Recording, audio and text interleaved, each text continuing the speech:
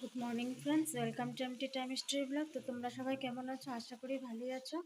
দেখো এখানে আমার পনির তরকারি হচ্ছে, আর এখানে বড়িগুলো রোদ্রে দিয়েছি, আর এখানে ছেলের জন্য পনির ভাজা রেখেছি। আর দেখো আজ করলাম হলো পোলাও, মানে ফ্রাইড রাইস করেছি। আর তো ফ্রেন্ড দেখো এত সুন্দর জিনিসটা, এটা কি বলো তো?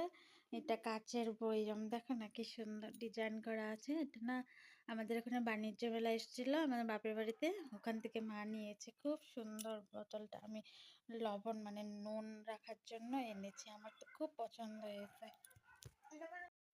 তো দেখো আমি এখানে কলাই ভিজিয়েছি, ঠান্ডা মানে ধরতে ইচ্ছা করে না। দেখো কলাই ভিজিয়েছি, এটা পেস্ট করে রেখে দেবো, না হলে রাত্রে সকালে কারেন্ট থাকে না, অসুবিধা হয়। আজ পুজোতে লাড্ডু প্রসাদ দিয়েছিল, প্রসাদটা রাখারও টাইম পাইনি, কারণ আজও আমি বড়ি দিয়েছিলাম, এই যে বড়ি।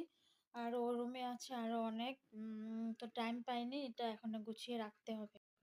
দেখো রাতের খাবার রেডি হয়ে গিয়েছে, রুটি বানিয়ে নিয়েছি। রুটি করলাম হলো, এখন রুটি গরম গরম রুটি। আর এখানে আছে পায়েস, পায়েসটা মা পাঠিয়েছে। আর এখানে অল্প সকালে ফ্রাইড রাইস ছিল, আর অল্প তরকারি আছে।